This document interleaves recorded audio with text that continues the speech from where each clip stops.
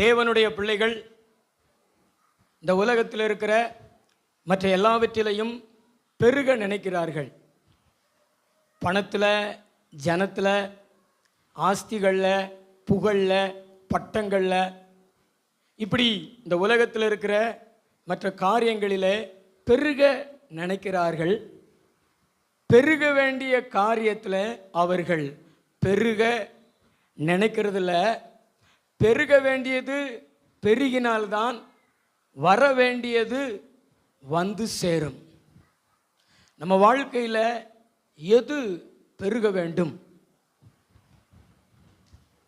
1 தீமோத்தேயு 1வது அதிகாரம் 14வது வசனம்.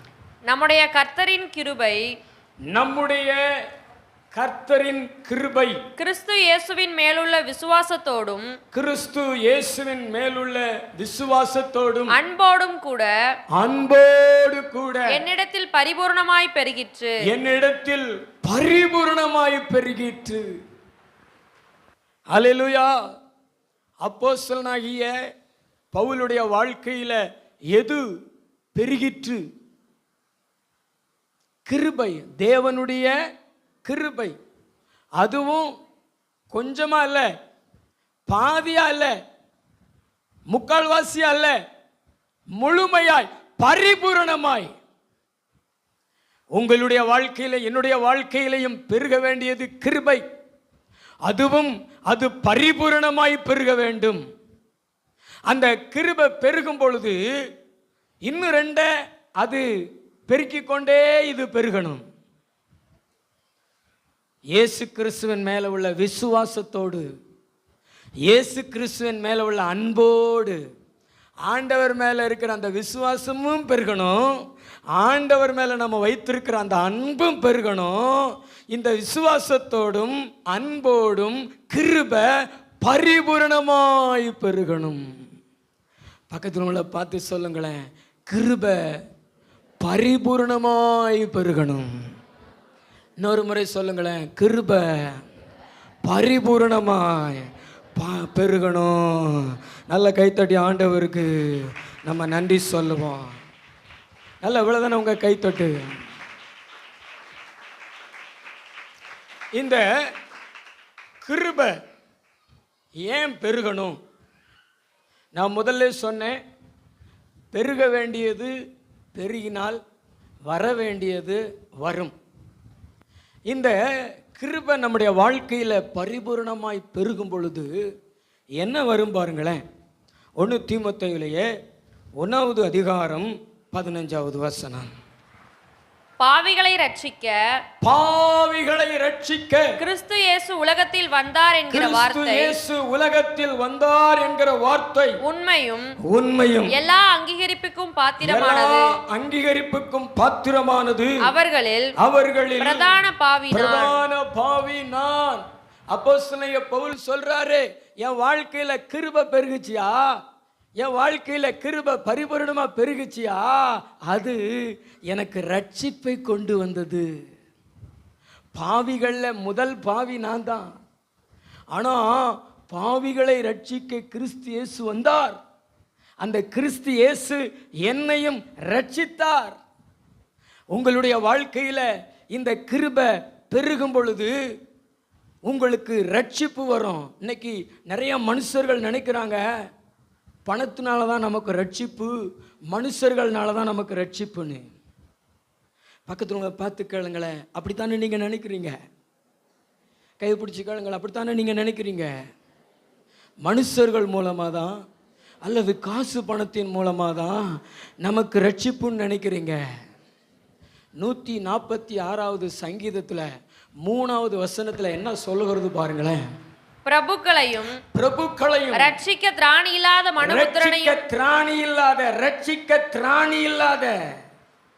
பக்கத்துல பார்த்து சொல்லுங்களேன், ரட்சிக்க திராணி இல்லாத. சொல்லுங்களேன் பக்கத்துல உங்களை பார்த்து, அவங்கள சொல்லாதீங்க, ரட்சிக்க திராணி இல்லாதன்னு மனுஷனை சொல்லுங்க. இப்படி கையை நீட்டிட்டு சொல்லுங்களேன், ரட்சிக்க திராணி இல்லாத. இன்னும் சத்தமா சொல்லுங்களேன், இன்னும் சத்தமா. ரட்சிக்க திராணி இல்லாத மனுபுத்திரரை நம்பாதீங்க. அது எந்த மனுஷனா இருந்தாலும் நம்பாதீங்க.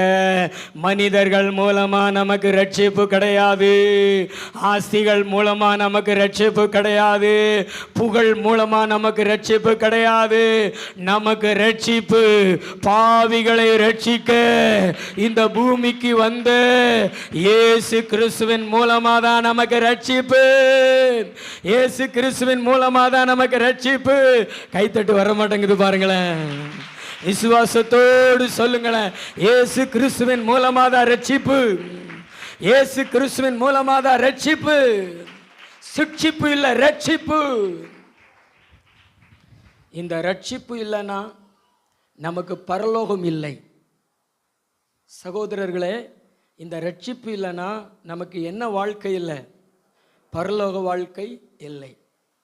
இந்த பரலோக வாழ்க்கைக்கு தேவன் கொடுக்கிற ஒரு அச்சாரம், உறுதி எது அப்படின்னா, இந்த பூமியில் நம்ம இருக்கும் பொழுது அவர் கொடுக்கிற ரட்சிப்பு. இந்த உலகத்தில் யாருமே இந்த ரட்சிப்பை தர முடியாது. ஜீசஸ் ஒன்லி, அவர் மட்டும்தான் இந்த ரட்சிப்பை தர முடியும். இந்த ரட்சிப்பை தருகிறவர் தான் பரலோக ராஜா. இந்த ரட்சிப்பை பெற்றுக்கொள்றவன் தான் அந்த பரலோக ராஜாவினிடத்தில் பிரவேசிக்க முடியும். அல்லேலூயா. அதனால் இந்த பூமியில் நீங்கள் எதை பெற்றுக்கொள்ள வேண்டும்? ரட்சிப்பை பெற்றுக்கொள்ளணும். இந்த ரட்சிப்பு உங்கள் வாழ்க்கையில் வரணும்னா சும்மா வராது. இந்த ரட்சிப்பு சிஸ்டர் உங்களுக்கோ அல்லது உங்கள் குடும்பத்தில் இருக்கிறவர்களுக்கோ இந்த ரட்சிப்பு வரணும்னா சும்மா வராது. கிருபை பெருகணும், கிருபை பெருகணும். எங்கே கிருபை பெருகி இருக்கிறதோ அங்கே ரட்சிப்பு வரும். ஒரு அணைக்கட்டில் நீர் நிரம்பி விட்டால் விவசாயிகளின் தோட்டத்தில் நெற்பயிர் எழும்பிவிடும். அதே போல உங்க வாழ்க்கையில தேவனுடைய கிருபை பெருகிட்டா அந்த கிருபை உங்களுடைய வாழ்க்கையில ரட்சிப்பை இழுத்து கொண்டு வரும். நீங்க ரட்சிப்பை பெற்றுக்கொள்வீங்க. நீங்கள் மாத்திரமல்ல, உங்க கணவர் பெற்றுக்கொள்வார், உங்க மனைவி பெற்றுக்கொள்வாங்க, உங்க பிள்ளைகள் பெற்றுக்கொள்வாங்க. அந்த ரட்சிப்பை பெற்றுக்கொள்வதற்கு தான் கிருபை எப்படி பெருகணும்? பரிபூரணமாய். எப்படி பெருகணும்? பரிபூரணமாய் பெருகணும். அல்லேலூயா சொல்லுவோமா? நீங்க கேட்கலாம், ரட்சிப்பு ரட்சிப்பு ரட்சிப்பு அப்படின்னு சொல்றீங்களா பாஸ்டர்? ரட்சிப்புனா என்ன? ஒரு ரகசியத்தை நான் உங்களுக்கு சொல்றேன். ரட்சிப்பை ஒரு பொருளை போல நம்ம கண்களால் பார்க்க முடியாது. ஆனால் அதை பெற்றுக்கொள்கிற மனுஷனுடைய வாழ்க்கையில் அவனுடைய பேச்சு, அவனுடைய செயல்பாடுகள், இதை வச்சு நம்ம அறிந்து விடலாம். இவன் ரட்சிக்கப்பட்டிருக்கிறான், இவன் ரட்சிக்கப்படலை, இவன் ரட்சிப்பை பெற்றிருக்கிறான், இவன் ரட்சிப்பை பெற்றுக்கொள்ளலைன்னு சொல்லி. ஆமென். அந்த ரட்சிப்பை நம்மளும் பெற்றுக்கொள்வதற்கு கிருபையை பெருக்கிக் கொள்ள வேண்டும். முதல்ல ரட்சிப்புனா என்ன அப்படின்னு ஒரு 3 காரியத்தை நான் உங்களுக்கு சொல்கிறேன். 1 தீமோத்தேயுவிலே 1வது அதிகாரம் 13வது வசனம். முன்னே நான் தூசிக்கிறவனும் துன்பப்படுத்துகிறவனும் கொடுமை செய்கிறவனுமாயிருந்தேன். அப்படி இருந்தும் நான் அறியாமல் அவிசுவாசத்தினாலே அப்படி செய்தபடியினால் இரக்கம் பெற்றேன். அல்லேலூயா. ரட்சிப்புனா என்ன? ரட்சிப்புனா என்ன? முன்னே இயேசுவை துன்பப்படுத்துகிறவனாய் இருந்த இந்த சவுல் இப்பொழுது இயேசுவுக்காக துன்பத்தை அனுபவிக்கிறவனாய் மாறிவிட்டான். அதுதான் ரட்சிப்பு. முன்பே சபையை கொடுமைப்படுத்துகிறவனாக, சபையை துன்பப்படுத்துகிறவனாக, இயேசுவை வழிபடுகிறவர்களை தூசிக்கிறவனாய் இருந்தான்.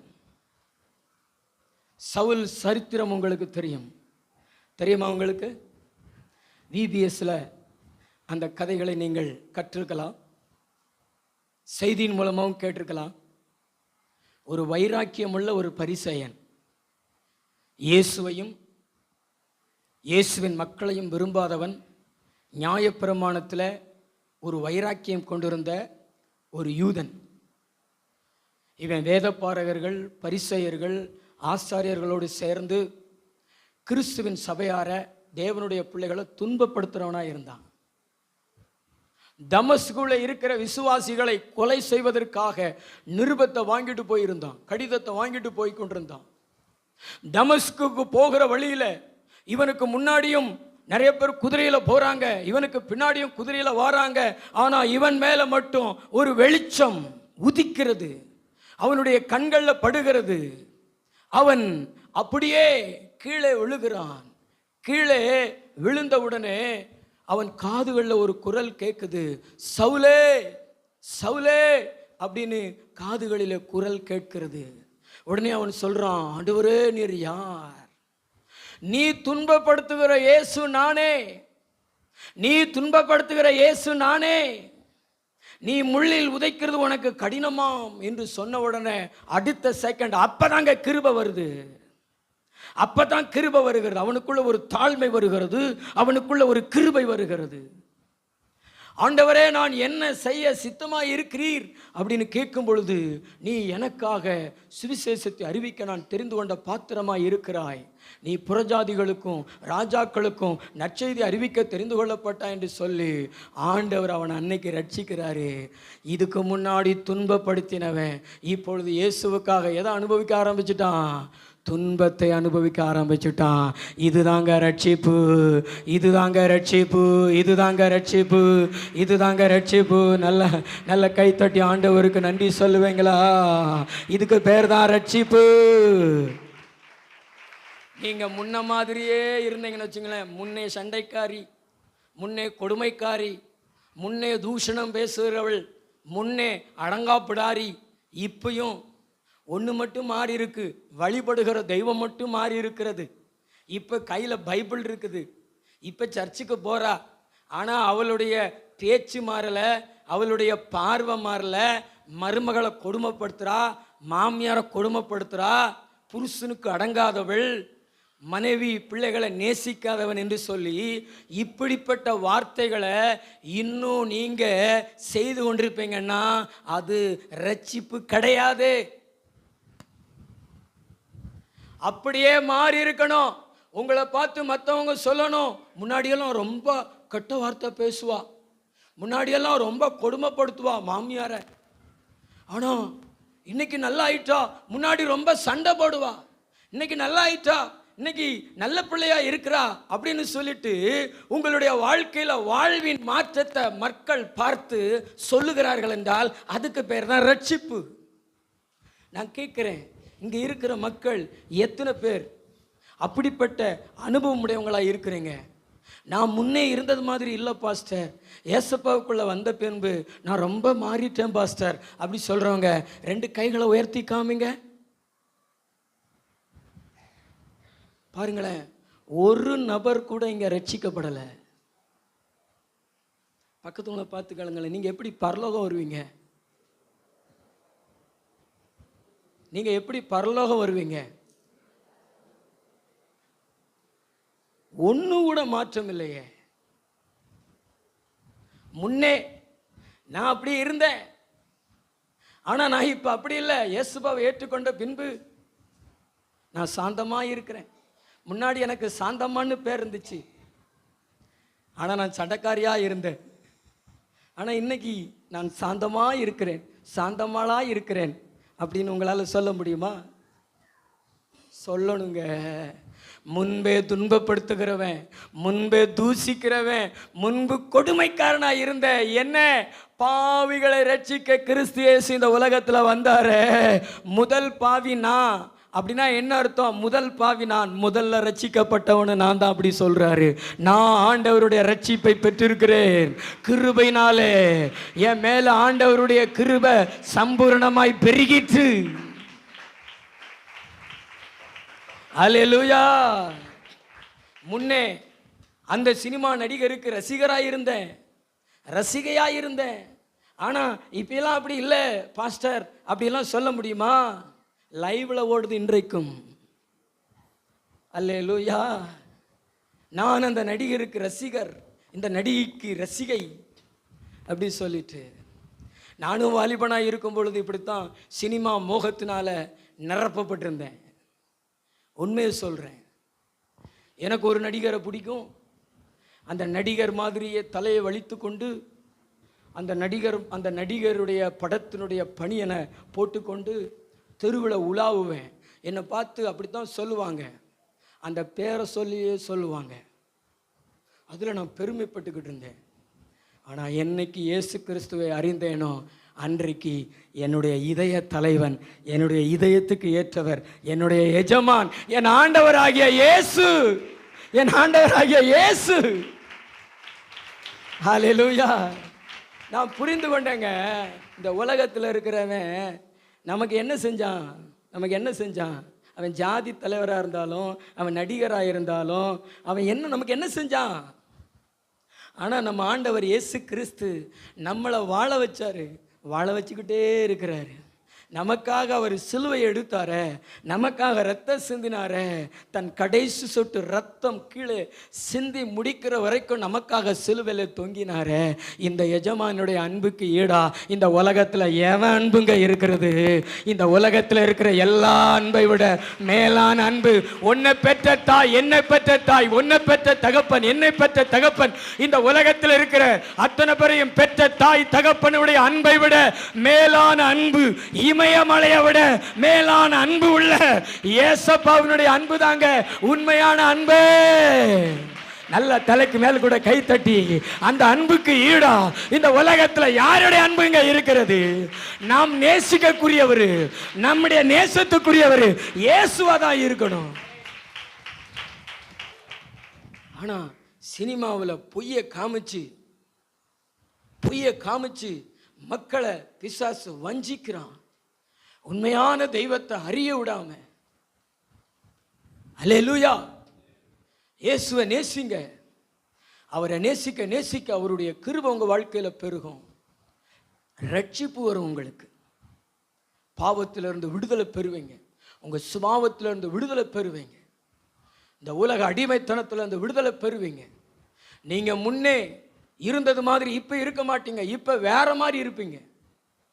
உங்களுடைய வாழ்க்கையில் நீங்களும் சொல்லுவீங்க, மற்றவங்களும் சொல்லுவாங்க, முன்னே நான் சண்டைக்காரன், முன்னே நான் கோபக்காரன், முன்னே நான் கொடுமைக்காரன், ஆனால் இப்போ அப்படி அல்ல, நான் அமைதி உள்ளவன், அன்புள்ளவன், இரக்கமுள்ளவன். இயேசு எனக்குள்ள அப்படி ஒரு மாற்றத்தை கொடுத்திருக்கிறாரு. அதுதான் ரட்சிப்பு. முன்னாடி எங்க அம்மா அப்பாவுக்கு அடங்க மாட்டேன், ஆனா இப்ப எங்க அம்மா அப்பாவுக்கு நான் கீழ்ப்படுகிறேன். என் தாய் தகப்பனை நான் கனம் பண்றேன். அதான் ரட்சிப்பு. அல்லேலூயா. இந்த ரட்சிப்பு எத்தனை பேர் பெற்றுக்கொள்ள போகிறீங்க? கைகளை உயர்த்தி காமிங்களேன். எனக்கு இந்த ரட்சிப்பு வேணும்னு சொல்றவங்க 2 கைகளை உயர்த்தி காமிங்களேன். நல்ல கை உயர்த்தி காமிங்களேன். இந்த ரட்சிப்பு வேணும்னா கைக்குள்ள போடாதீங்க. அவசரம் பொறுக்க முடியல. நல்லா தான் கையை உயர்த்துங்க. இன்னும் நல்ல கை உயர்த்துங்க. இந்த கரங்களெல்லாம் பார்க்குறார். இந்த கரங்களை உயர்த்தி இருக்கிற உங்கள் மேலே கொஞ்சம் கிருபை இல்லை, பாதி கிருபை இல்லை, பரிபூர்ணமான கிருபை உங்களுக்கு கொடுத்து உங்களை ரட்சிப்பாராக நம்முடைய தேவாதி தேவன். அல்லேலூயா. அப்போஸ்தலனாகிய பவுலை போல உங்களை ரட்சிப்பாராக, உங்களுக்கு அந்த ரட்சிப்பை கொடுப்பாராக. கிருபையினால முதல்ல உங்களை நிரப்பிக் கொள்ளுங்கள்.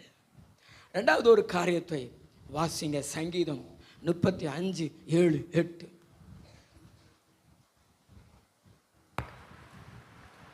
சங்கீதம் 36 தேவனே 36:7-8. தேவனே உம்முடைய கிருபை எவ்வளவு அருமையானது, உம்முடைய கிருபை எவ்வளவு அருமையானது. அதனால் மனுபுத்திரர் உமது செட்டைகளின் நிழலிலே வந்தடைகிறார்கள். உமது ஆலயத்தில் உள்ள இந்த உலகத்தில் அருமையானது எது? இந்த உலகத்தில் அருமையானது எது? பின்னாடி இருக்கிற சிஸ்டர் சொல்லுங்களேன். இந்த உலகத்தில் அருமையானது எது? சொல்லுங்களேன். எதையோ சொல்லுவாங்க மக்கள், அது அருமையானது, இது அருமையானதுன்னு. ஆனால் உண்மையிலேயே இந்த உலகத்தில் அருமையானது எது அப்படின்னா தேவனுடைய கிருபை. தேவனுடைய கிருபை அருமையானது. நான் கேட்கிறேன், அருமையானதுன்னா என்ன? பக்கத்துங்களை பார்த்து கேளுங்களேன். அருமையானதுன்னா என்ன? சொல்லுங்களேன். அருமையானது, அருமையானது. பின்னாடி உங்க சொல்லுங்களேன், அருமையானதுன்னா என்ன சொல்லுங்க. அருமையானதுன்னா என்ன? தமிழுக்கே அர்த்தம் தெரியல பாருங்களேன். அருமையானதுன்னா என்ன? இனிமையானது, இன்பமானது, அதான் அருமையானது. இந்த இனிமையானது, இந்த இன்பமானது, இந்த அருமையானது தேவனுடைய கிருபை. ஏன் தெரியுமா? இந்த தேவனுடைய கிருபை உங்க வாழ்க்கையில இருந்துருச்சு அப்படின்னா இது உங்களை வேற எங்கேயும் கொண்டு போக விடாது. ஆண்டவருடைய செட்டைகளின் நிழலில கொண்டு வந்து உங்களை உட்கார வச்சிரும். ஆண்டவருடைய செட்டைகள் எது அப்படின்னா தேவனுடைய ஆலயம். தேவனுடைய ஆலயம், தேவனுடைய சமூகத்துக்கு உங்களை கொண்டு வந்துரும். நீங்க இந்த கிருபை இல்லாம இந்த தேவனுடைய ஆலயத்துக்குள்ள வர முடியாது. அதனாலதான் தேவனுடைய கிருபையை நம்ம பெற்றுக்கொள்ள வேண்டும். நீங்க தேவனுடைய கிருபையை பெற்றுக்கொண்டு இருந்தீங்கன்னா உங்களால தேவனுடைய செட்டைகளை விட்டு தேவனுடைய சமூகத்தை விட்டு ஓட முடியாது. இந்த கிருபை உங்களை இழுத்து கொண்டு வந்து அவருடைய பாதத்தில் உட்கார வைத்து விடும். இன்னைக்கு நிறைய பேர் தேவனுடைய ஆலயத்துக்குள்ளே வருகிறார்கள் என்றால் தேவனுடைய கிருபையினாலதான். அதனாலதான் தாவீது சொல்றாரு, தேவனே உம்முடைய கிருபை எவ்வளவு அருமையானது. அல்லேலூயா. சொல்லுங்களேன், எல்லாரும் சொல்லுங்களேன், தேவனே உம்முடைய கிருபை எவ்வளவு அருமையானது. பியூட்டிஃபுல், நைஸ், சூப்பர், குட், இத்தனை வார்த்தைகளையும் சொல்லலாங்க தேவனுடைய கிருபைகளுக்கு. அல்லேலூயா. ஏன்னா உன்னை ஆலயத்துக்கு கொண்டு வந்துரும், உன்னை அப்பாவினுடைய செட்டைகளுக்குள்ள கொண்டு வந்து உட்கார வச்சிரும்.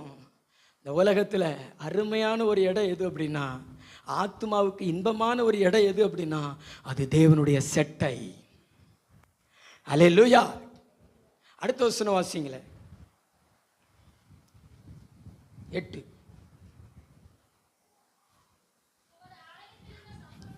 உம்முடைய ஆலயத்தில் உள்ள சம்பூரணத்தினால் திருப்தி அடைவார்கள், உம்முடைய பேரின்ப நதியினால் அவர்கள் தாகத்தை தீர்க்கிறீர்.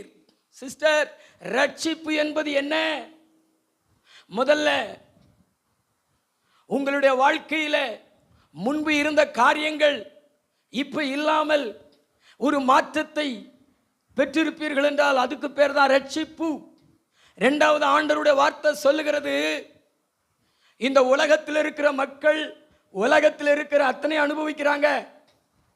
அவங்க அதிபர்களாக இருந்தாலும் அரசியல்வாதிகளாக இருந்தாலும் உலகத்தில் இருக்கிற எல்லாவற்றையும் மற்ற மக்கள் அனுபவிப்பதை போல அனுபவிக்கிறார்கள். ஆனா இந்த உலக மக்கள்ல ஒரு குறிப்பிட்ட பேரை இந்த கிருபை ரட்சித்து ஆலயத்துக்கு கொண்டு வந்து தேவனுடையவைகளை, தேவனுடைய ஆலயத்தில் உள்ளவைகளை அனுபவித்து திருப்தி அடைகிறார்கள் என்றால் அதுக்கு பேர் தான் ரட்சிப்பு. தேவனுடைய ஆலயத்தில் இருக்கக்கூடிய சம்பூரணம் எது? தேவனுடைய வார்த்தை. தேவனுடைய ஆலயத்தில் இருக்கக்கூடிய சம்பூரணம் எது? தேவ பிரசன்னம், ஆவியானவருடைய அபிஷேகம், தேவனுடைய கிருபைகள், தேவனுடைய வரங்கள், தேவனுடைய ஐக்கியம். அதாவது சபைக்குள்ளே வரும் பொழுது மற்ற மக்களை தேவன் கொண்டு வராரு, தேவன் நம் நடுவில் இருக்கிறாரு. சபையில் ஒரு ஐக்கியம் வரும்பொழுது ஒரு இன்பம், அதில் திருப்தி அடைகிற ஆட்கள், அப்படிப்பட்ட இன்பத்தை அனுபவிக்கிற ஆள்கள், தேவ பிரசனத்தினால் நிரம்பி தேவனை ஆராதித்து அதில் அந்த ஆத்மாவில் இன்பத்தை அனுபவிக்கிறவர்கள், தேவனுடைய வார்த்தையை கேட்டு கேட்டு கேட்டு கேட்டு அந்த தேவனுடைய வார்த்தையை அனுபவித்து திருப்தி அடைகிற மக்கள். இப்படியெல்லாம் அப்படி அடைகிறீர்கள் என்றால், இப்படியெல்லாம் தேவனுடைய ஆலயத்தில் இருக்கக்கூடியவைகளை நீங்கள் அனுபவித்து திருப்தி அடைகிறீர்கள் என்றால் நீங்கள் ரட்சிக்கப்பட்டிருக்கிறீர்கள் என்று அர்த்தம். அல்லேலூயா, அல்லேலூயா. நல்ல கைத்தட்டி ஆண்டவருக்கு நன்றி சொல்லுங்களேன். இந்த தேவனுடைய பிரசன்னத்தை, இந்த தேவனுடைய வார்த்தையை, இந்த தேவனுடைய ஆவியானவரை, இந்த தேவனுடைய விடுதலையை, இந்த தேவனுடைய பெலோஷிப்பை, இந்த தேவனுடைய கிருபைகளை நீங்க அனுபவிக்கிறீங்கன்னா அதுதான் அதுதான் அதுதான் அதுதான் ரட்சிப்பு. ஆனா உலகத்து மக்களை போல நீங்களும் தேவனுடைய ஆலயத்துக்கு வந்து தேவ வார்த்தையை அனுபவிக்காம, தேவ பிரசன்னத்தை அனுபவிக்காம, நீங்களும் உலகத்து மக்களைப் போல உலகத்துக்குரியவைகளை மட்டும் அனுபவிக்கிறவங்களா இருப்பீங்கன்னா நீங்கள் ரட்சிக்கப்படலை. ஆனால் உங்களுக்கு கிறிஸ்துவ பேர் இருக்கும், உங்கள் கையில் பைபிள் இருக்கும், நீங்கள் சர்ச்சுக்குள்ள உட்காந்துருப்பீங்க. ஆனால் உங்களால் தேவ பிரசன்னத்தை அனுபவிக்க முடியாது. அனுபவிக்கிற கிருபை உங்களுக்கு இல்லாமல் இருந்திருக்கும். தேவனுடைய வார்த்தையை உங்களால் கேட்க முடியாது. 100 தடவை எந்திரிச்சு போவீங்க, 100 தடவை எந்திரிச்சு போவீங்க. இந்த தேவனுடைய வார்த்தையை கேட்காதபடிக்கு அப்படி சமாளிப்பீங்க. இந்த தேவனுடைய வார்த்தையை உங்கள் ஆத்மா அனுபவித்து ஒரு திருப்தி அடையாது. அப்படியெல்லாம் இருந்தீங்கன்னா நீங்கள் ரட்சிக்கப்படலைன்னு அர்த்தம். உண்மையிலேயே தேவனுடைய ஆலயத்தில் இருக்கக்கூடிய அந்த சம்பூரணத்தினால நான் திருப்தி அடைகிறேன் அப்படி சொல்கிறவங்க 2 கை உயர்த்தி சத்தமாக ஒரு அல்லேலூயா சொல்லுங்க. பாருங்களேன், இங்கே இருக்கிற நிறைய டிக்கெட்டு தேவனுடைய ஆலயத்தில் உட்காந்து தேவனுடையவைகளை அனுபவிக்கலை. இங்கே இருக்கிற வாலிபர்கள் அப்படித்தான். சர்ச்சுக்குள்ள தான் உட்காந்துருப்பாங்க தம்பி, சர்ச்சுக்குள்ள தான் உட்காந்துருப்பாங்க. ஆனால் தேவனுடைய அபிஷேகத்தை அனுபவிக்க முடியாது. அந்நிய பாஷை பேசுகிற கிருபை உங்களுக்கு கிடைக்காது, கிடைச்சிருக்காது. அது கிடைக்கும், ஆனால் நீங்கள் அதை பெற்றுக்கொள்ளாமல் இருப்பீங்க. அதே போல் இந்த தேவனுடைய வார்த்தையை கேட்கவே மாட்டீங்க. எத்தனை பேர் இந்த தேவனுடைய வார்த்தையை உண்மையாக கேட்குறீங்க? உங்கள் ஆத்மாவுக்குள்ளே போகுதா? சினிமா மாதிரி போகுதா? இந்த சினிமாவெல்லாம் பார்க்கும்பொழுது பார்த்தீங்கன்னா யூரின் வந்தாலுமே அடக்குதல், சீன் போயிடும்.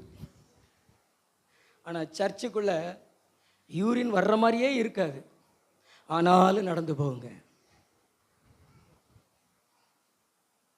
இந்த போனை எவன் கண்டுபிடிச்சானோ அவனை முதல்ல துப்பாக்கிகளை சுட்டு கொல்லணும். சர்ச்சுக்குள்ளே போன் அடிக்க முடியாது. போன் அடித்த உடனே இங்கே ஃபேனு மாதிரி என்ன செஞ்சுருவாங்க, எந்திரிச்சு வெளியே போய் உட்காந்து பேச ஆரம்பிச்சிருவாங்க. நம்முடைய ஆத்மா அப்படி இருக்கக்கூடாதுங்க. நினத்தையும் கொழுப்பையும் உண்டது போல திருப்தி அடையணுங்க. ஆண்டவருடைய வார்த்தையை உட்கொண்டு, ஆண்டவருடைய பிரசனத்தை உட்கொண்டு அனுபவிக்கணுங்க. நம்முடைய உள்ளான மனுஷன் தேவனுடைய ஆலயத்தில் இருக்கிற அந்த சம்பூரணத்தை அனுபவிக்கணும். அபிஷேகத்தில் நிரம்பி ஆவியானவர் அனுபவிக்கணும்.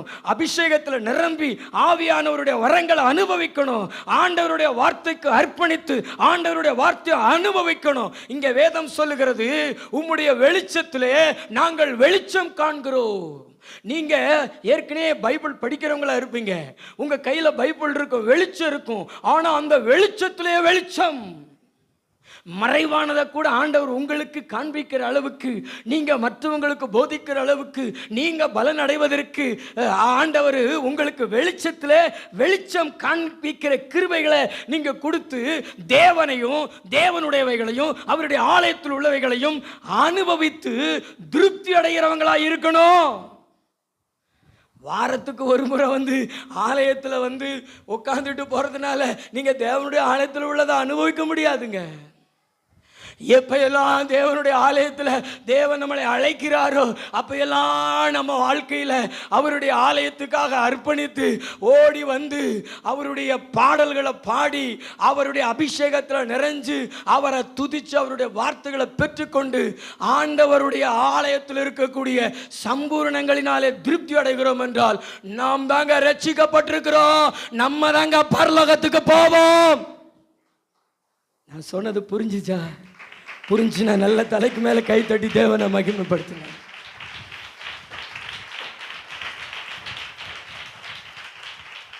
இன்னைக்கு கிறிஸ்தவனா இருந்துட்டு கிறிஸ்துவனுடையவைகளை அனுபவிக்காம இருக்கிற நிறைய பேர் உண்டு. அது ரட்சிப்பு இல்லை.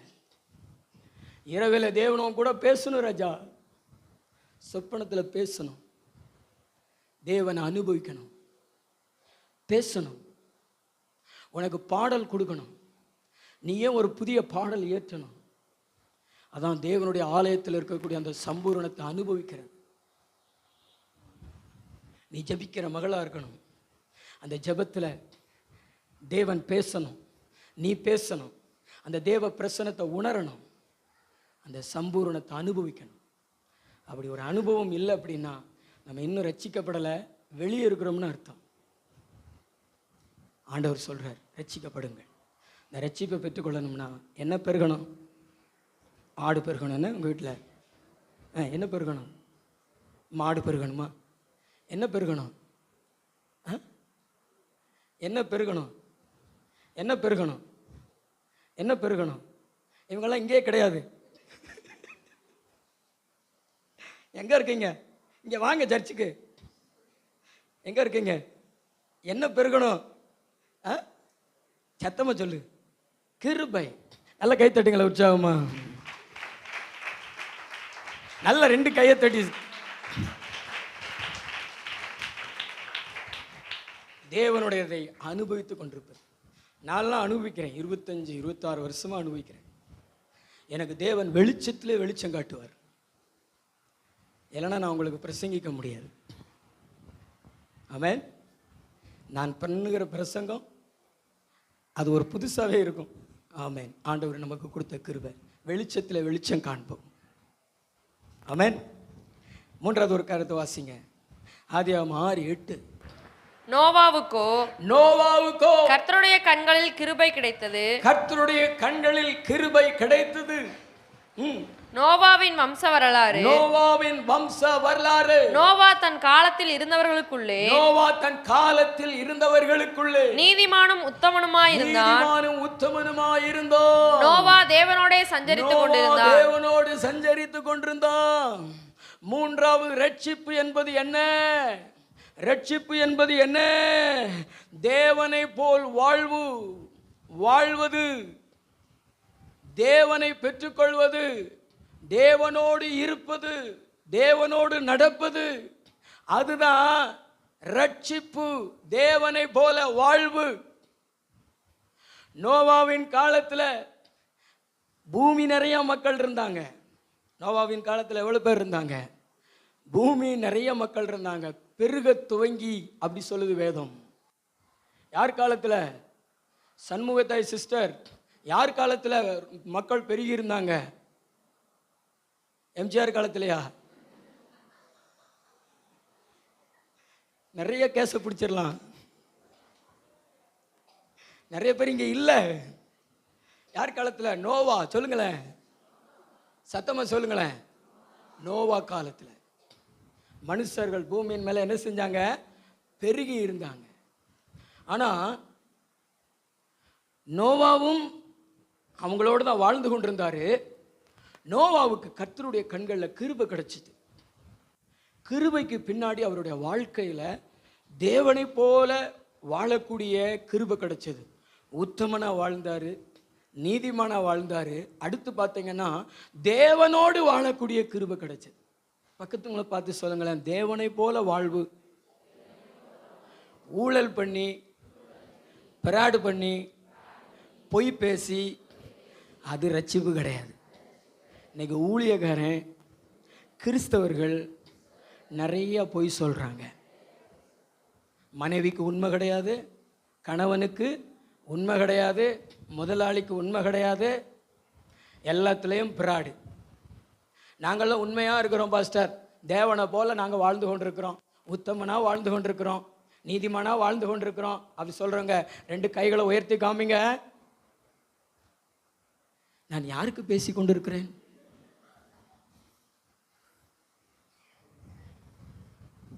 ரட்சிப்பு, அதுதான் ரட்சிப்பு.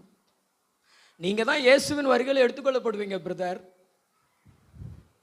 நோவாவின் குடும்பம் மாத்திரம்தான் பேழைக்குள் பிரவேசித்தது. அதுதான் ஜலப்பிரளயத்துக்கு மேலே போய் நின்றது, மத்திய ஆகாயத்தில் போய் நின்றது. அதே போல் மத்திய ஆகாயத்திலிருந்து இயேசு கிறிஸ்து வரும்பொழுது நம்ம மத்திய ஆகாயத்தில் அவரை சந்தித்து அவரோடு கூட நம்ம பரலோகத்துக்கு போவதற்கு இந்த ரட்சிப்பு அவசியம். இந்த ரட்சிப்பு என்பது என்ன? தேவனை போல வாழ்வது. பக்கத்துல பார்த்து சொல்லுங்களேன், உத்தமனா வாழ்வது, நீதிமானா வாழ்வது, உண்மையா வாழ்வது. வாழ்வீங்களா? அப்படி வாழணும்னா உங்கள் வாழ்க்கையில் என்ன பெருகணும் சொல்லுங்களேன்? கிருபை பெருகணும். அது எப்படி? கொஞ்சமாக இல்லைங்க, சம்பூரணமாக. தேவனை போல வாழ்வது, தேவனோடு வாழ்வது. எவ்வளவு கடினம் பாருங்களேன். ஆனால் பைபிள் சொல்லுகிறதுங்க, நோவா தேவனோடு சஞ்சரித்து கொண்டிருந்தார். இன்னைக்கு நம்ம தேவனோடு வாழக்கூடாதபடி தான் நிறையா போராட்டங்கள் நமக்கு இருக்குது. அதில் முதல் போராட்டம் எது அப்படின்னா இந்த டிவி, இந்த செல்லு. இந்த செல்லு வந்ததுலேருந்து இன்னைக்கு பார்த்தீங்கன்னா மனிதர்களோடு தான் அதிகமாக அவங்களுடைய உரையாடல்கள், உலகத்தோடு தான் அதிகமாக அவங்களுடைய வாழ்க்கை. அப்படி தானே? உலகத்தில் வீடியோ எடுத்து யூடியூப்பில் போடுறதை தான் மக்கள் பார்த்து பொழுது போய்கிட்டு இருக்காங்க. ஆனால் தேவனோடு நடக்கிற, தேவனோடு பேசுகிற, தேவனை பாடுகிற, தேவனை ஆராதிக்கிற, தேவனுடைய சத்தத்தை காதில் கேட்கிற அப்படிப்பட்ட அனுபவம் உள்ள வாழ்க்கை உள்ள மக்கள் இந்த பூமியில் இல்லை.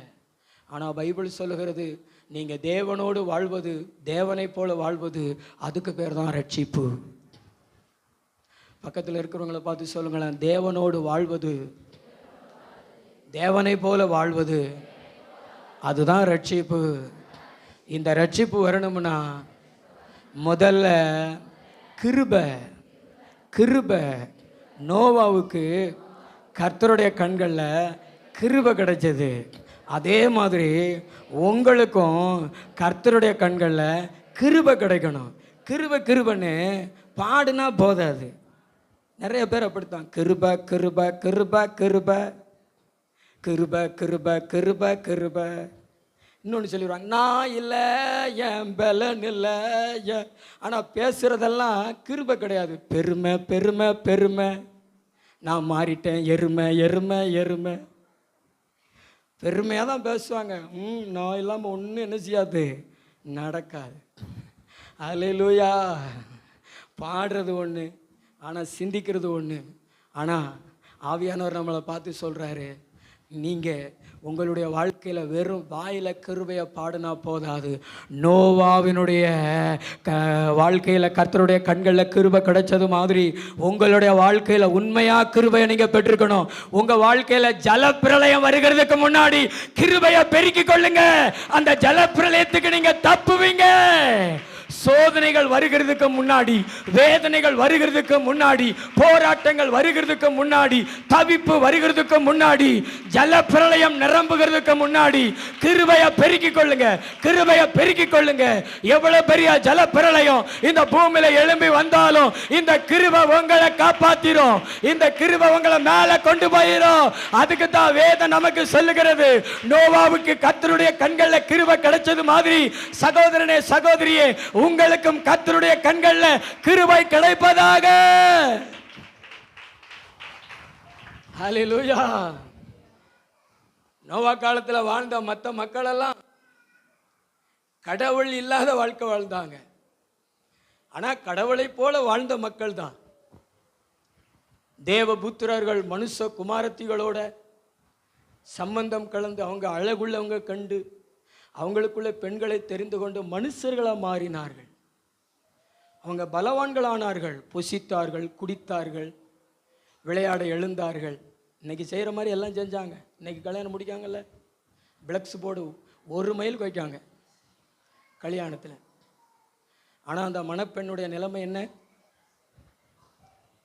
மன வாழ்க்கையினுடைய நிலைமை என்ன? அந்த ஒரு நாள் கூத்த எப்படி மாற்றிடுது, பொய்யா மாற்றிடுது. வாழ்க்கையில் சந்தோஷமாக இருந்தால் தானே அந்த முதல் நாள் கொண்டாட்டத்தினுடைய ஒரு காரியத்திற்கு ஒரு மதிப்பு இருக்கிறது. முதல் நாள் பார்த்தீங்கன்னா ஃப்ளெக்ஸு போர்டு தான், பட்டு தான். நான் கூட முன்னாடி ஒரு பழமொழி சொல்லியிருப்பேன். பழமொழியில் ஒரு கவிதையாக அதை எப்படினாலும் நீ எடுத்துக்கோங்க. மணமகள் கட்டி இருப்பது காஞ்சிபுரம் பட்டு, அவள் நெத்தியிலே வைத்திருப்பது குங்கும பொட்டு. கல்யாண வீட்டில் சமையல் முன்னாடி ஒருத்தர் இருந்தார், அவர் பேர் கிட்டு. இப்பொழுது மணமகள் கண்களில் வருகிறது கண்ணீர் சொட்டு. இதுதான் இன்னைக்கு மக்களுடைய நிலைமை. அப்படி இருக்கக்கூடாது. நம்ம வாழ்க்கையில் இயேசு இருக்க வேண்டும். ஹல்லேலூயா. நோவாவை போல் நம்ம கர்த்தருடைய கண்களில் கிருபைகளை பெற்றுக் கொண்டிருக்க வேண்டும். அதனால் கல்யாணம் முடிக்கிறதெல்லாம் தப்பு இல்லை. ஆனால் நம்முடைய வாழ்க்கையில் கிருபையை பெற்றுக்கொள்வதற்கு கடவுள் இருக்கணும், தேவன் இருக்கணும். கிருபை பெற்றுக்கொள்வதற்கு முன்னாடியும் கடவுள் வேணும், கிருபை பெற்றுக்கொண்ட பின்பும் கடவுளோடு நம்ம நடக்கணும். அப்போ தான் நோவாவோடு தேவன் சஞ்சரித்தது மாதிரி நம்மோடு கூட சஞ்சரிப்பார். நம்மளை ஆண்டவர் கிருபையினால் ரட்சிப்பார். ரட்சிப்பு என்பது தேவனைப் போல வாழ்வது, ரட்சிப்பு என்பது தேவனோடு வாழ்வது. பக்கத்தில் பார்த்து சொல்லுங்களேன், ரட்சிப்பு என்பது தேவனை போல வாழ்வது. நல்ல சத்தமாக சொல்லுங்களேன், தேவனை போல வாழ்வது, தேவனோடு வாழ்வது, தேவனோடு நடப்பது, தேவன் உங்களோடு நடப்பது, தேவன் உங்களோடு பேசுவது, நீங்கள் தேவனோடு பேசுவது. அப்படிப்பட்ட ஒரு அனுபவம், அது ஒரு கிருபையினால் வரக்கூடிய ஒரு இன்பமான அனுபவம். நல்ல கைத்தட்டி ஆண்டவருக்கு நன்றி சொல்லுங்கள். இவ்வளோதானே அவங்க கைத்தட்டு, வாலிபர்கள் கைத்தட்டுங்க, தேவனோடு பேசுங்க. அப்படிப்பட்ட ஒரு அனுபவத்தை பெற்றுக்கொள்ளுங்க சகோதரர்களை. நான்லாம் தேவனோடு சஞ்சரிக்கிறவனா அந்த வாலிபத்தில் எனக்கு தனிமையான இடம் ஒன்றுமே இருக்காது. அங்கே பேசிக்கிட்டு தான் இருப்பேன் நான். அது எந்த இடமா இருந்தாலும், பஸ் ஸ்டாண்ட் நின்றுக்கிட்டு இருந்தாலும், பஸ்ஸில் நின்றுக்கிட்டு இருந்தாலும், ரோட்டில் நடந்து போய்கிட்டு இருந்தாலும், என்னை நீங்கள் ட்ரோன் கேமரா வச்சு கூட வீடியோ எடுத்து பாருங்கள். ஆனால் நான் தேவனோடு பேசிக்கிட்டே இருப்பேன். தேவன் என் கூட பேசுவார், மனசில் பேசுவார், பாடல்களை கொடுப்பார். அதான் தேவனோடு வாழ்கிற வாழ்க்கை. ஆமென். ரட்சிக்கப்படுறதுக்கு முன்னாடி அப்படியெல்லாம் வாழலை. ரட்சிக்கப்படுறதுக்கு முன்னாடி பள்ளிக்கூடத்துக்கு போகும்பொழுது நண்பர்களோடு போவோம், சினிமா பாட்டு பாடுவோம், ஊரை சுற்றுவோம். எங்கள் ஊர் மலை இருக்கா, மலைக்கு போவோம், பக்கத்து ஊருக்கு போவோம், இப்படி தான். ஆனால் தேவனுக்குள்ளே வந்த பின்பு அதெல்லாம் விட்டாச்சு. இன்றைக்கி சைக்கிளில் போனாலும், டூ வீலரில் போனாலும், ஏசப்பாவும் நானும், ஏசப்பாவும் நானும் ஏசப்பாவும். இது வரைக்கும் 26 ஆண்டுகளுக்கு மேலே என் தேவனோடு நான் நடந்து கொண்டிருக்கிறேன். என் தேவனோடு நான் சஞ்சரித்து கொண்டிருக்கிறேன். நான் கெட்டு போகலை. கர்த்தர் என்னை அற்புதமாக நடத்துகிறார். ஆமென். நீங்கள் தேவனோடு நடப்பீங்களா? தேவனோடு நடப்பீங்களா? தேவனோடு பேசுவீங்களா? என்ன பதில் வர மாட்டேங்குது. நேற்று தான் ஒரு ஃப்ரெண்ட்ஸை கையில் பிடிச்சிருக்கேன், இன்றைக்கி வேண்டாமுங்கீங்களா பாஸ்டர்? ஃப்ரெண்ட்ஸை கையில் பிடிச்சிங்கன்னா சிம்சன் மாதிரி கண்ணை கொடுக்க வேண்டியது இருக்கும். உலக நண்பர்கள் நம் கண் எடுக்கப்படுவதற்கு காரணமாகி விடுவார்கள், மொட்டை அடிக்கப்படுவதற்கு காரணமாகி விடுவார்கள், உங்கள் தலைமுடி போவதற்கு காரணமாகி விடுவார்கள். உலக நண்பர்களை உயர்த்தாதீங்க. உலக நண்பர்களோடு எப்பொழுது இருக்கணும்னு விரும்பாதீங்க. ஏன்னா இந்த உலகத்தில் உண்மையான நம்முடைய நலன் கருதுகிற, நம்மளை நேசிக்கிற ஒரே ஒரு நண்பன் யார் அப்படின்னா இயேசு கிறிஸ்து மட்டும்தான். வேற எங்கேயாவது சொல்லியிருந்தோம்னா கையை தட்டி உசில் அடிச்சிருவாங்க. ஒரே நல்ல நண்பன் யார் தெரியுமா? இயேசு கிறிஸ்து. உன் வழிகளெல்லாம் உன்னை காக்கும்படிக்கு உனக்காக தூதர்களை அனுப்புகிற, உன் கால் கல்லில் இடராதபடிக்கு தங்கள் கைகளில் ஏந்தி கொண்டு போகிற அளவிற்கு உன்னை நடத்துகிற ஒரே நல்ல நண்பன் Jesus. Jesus is good friend. அது ஆண்களுக்காக இருந்தாலும், பெண்களுக்காக இருந்தாலும், பிள்ளைகளுக்காக இருந்தாலும், யாருக்காக இருந்தாலும் ஒரே ஒரு நல்ல நண்பன், அவர் பேர் இயேசு. சத்தமா நீங்கள் அவர் பேரை சொல்லுங்களேன், இயேசு. சத்தமா சொல்லுங்களேன். பக்கத்தில் இருக்கிறவங்க காதுல சொல்லுங்களேன், ஜீசஸ். இன்னொரு முறை சொல்லுங்களேன், ஜீசஸ். நீங்க தான் நல்ல நண்பர், எங்களை விட்டு விலகாதவரு, எங்களை கைவிடாதவரு. நீ உயிரோடு இருக்க நாள் மட்டும் ஒருவன் உனக்கு முன்பாக எதிர்த்து நிற்பதில்லை. நான் மோசையோடு இருந்தது போல உன்னோடு கூட இருப்பேன்னு சொல்லிட்டு எல்லா காலங்களிலையும் என் கூட இருந்து என்னை நடத்துகிற தெய்வம் இயேசு. நீங்க நம்புனீங்க, நான் தலைக்கு மேல கை தட்டி ஆவில நிரம்புங்களே, அந்நிய பாஷையில பேசுங்களே. இப்பொழுது வலது கரத்தை பிடிக்கிறாரு. நான் உனக்கு ஒரு நல்ல நண்பனா இருப்பேன், நான் நல்ல ஒரு ஆலோசகரா இருப்பேன். நீ பயப்படாத. உன் குடும்பத்தை நடத்துவேன், உன் பிள்ளைகளை நடத்துவேன், உன்னை நடத்துவேன், உன் எதிர்காலத்தை நடத்துவேன். ஹல்லேலூயா. ஆண்டவரோடு நடங்க, அதான் ரட்சிப்பு. சரி, இந்த தேவனுடைய கிருபையை பெற்றுக்கொள்வது எப்படி? கிருபையை பெருக்க வேண்டும், பரிபூர்ணமாய் பெருக்க வேண்டும். அதனால தான் ரட்சிப்பு என்பதை ஆண்டவர் பேசினார். இந்த கிருபையை நம்ம எப்படி பெற்றுக்கொள்வது? உங்களை எல்லாருக்குமே தெரியும், பெருமையுள்ளவர்களுக்கு கர்த்தர் எதிர்த்து நிற்கிறார், தாழ்மையுள்ளவர்களுக்கு கர்த்தர் கிருபை அளிக்கிறார். இது எல்லாருக்கும் தெரியுமா தெரியாதா? எத்தனை பேருக்கு தெரியும்? நல்லா கைவர்த்திக்காமங்க. தெரியுமில்ல, பல முறை பிரசங்கத்தில் சொல்லியிருக்கிறேன். இப்போ நான் அதை பேச போகிறதில்ல. ஆமென். நீங்கள் தாழ்மையாக இருங்க, நீங்கள் கிருபையை பெருக்கிக் கொள்ளுங்க. ஆனால் நான் பேச போகிற 2 காரியம் என்ன அப்படின்னா, யாத்ராகமம் 33:15. அப்பொழுது அவன் அவரை நோக்கி உம்முடைய சமூகம் என்னோட கூட செல்லாமற் போனால், உம்முடைய சமூகம் என்னோடு கூட செல்லாமல் போனால், எங்களை இவ்விடத்திலிருந்து கொண்டு போகாதிரும், எனக்கும் உம்முடைய ஜனங்களுக்கும் உம்முடைய கண்களிலே கிருபை கிடைத்தது என்பது எதினால் அறியப்படும்? நீர் எங்களோட வருவதினால் அல்லவா? இப்படியே பூமியின் மேலுள்ள ஜனங்கள் எல்லாரிலும் நானும் உம்முடைய ஜனங்களும் விசேஷித்தவர்கள் என்று விளங்கும் என்றான். அடுத்து, அப்பொழுது கர்த்தர் மோசேயை நோக்கி நீ சொன்ன இந்த வார்த்தையின்படியே செய்வேன். என் கண்களில் உனக்கு கிருபை கிடைத்தது. உன்னை பெயர் சொல்லி அழைத்து அறிந்திருக்கிறேன் என்றார். ஹல்லேலூயா. இந்த கிருபையை நாம் எப்படி பெற்றுக்கொள்வது? அதுவும் பரிபூர்ணமாய் இந்த கிருபை நாம் எப்படி பெற்றுக்கொள்வது? இந்த கிருபையின் மூலமாக நம்ம ரட்சிப்பை எப்படி பெற்றுக்கொள்வது என்பதை தேவன் பேசுகிறார். தேவனை 99% அல்ல, தேவனை 100%, 100% நம்புகிறவர்களாக நீங்கள் இருப்புவீர்கள் என்றால் உங்க வாழ்க்கையில தேவன் கிருபையை பரிபூரணமாய் விட்டுருவார். நீங்க படிச்சிருக்கலாம், நீங்க ஆஸ்தி உள்ளவங்களா இருக்கலாம், நீங்க திறமை உள்ளவங்களா இருக்கலாம். ஆனா அதன் மேல எல்லாம் நம்பிக்கை வைக்காம, தேவன் இல்லாம தேவன் என்னை நடத்தாம ஒரு அடி கூட நான் கால் எடுத்து வைக்க மாட்டேன், தேவன் இல்லாம இந்த காரியத்தை செய்ய மாட்டேன், தேவன் தான் நடத்தணும், தேவன் தான்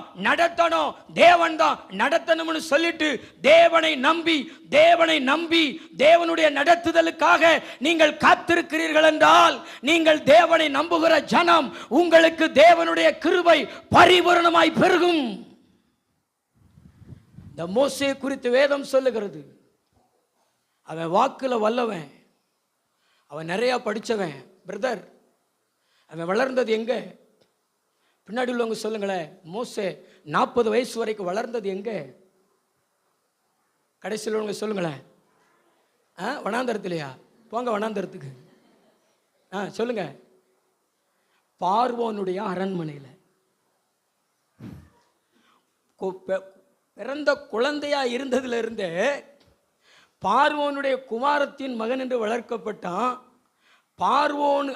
பார்வோனுக்கு அடுத்து இவன் தான் பதவிக்கு வரணும்னு சொல்லிட்டு அந்த பார்வோனுடைய குமாரத்தின் மூலமாக ஒரு ராஜகுமாரன் எவ்வளவு ஆயத்தமாவானோ அவ்வளவு படிப்பு, பேச்சில் வல்லவனாக மாறினான், செய்கையில் வல்லவனாக மாறினான், நல்ல திறமை உள்ளவனாக மாறினான், நல்ல யுத்த தந்திரங்களெல்லாம் கற்றுக்கொண்டான், வாக்கிலே வல்லவன்.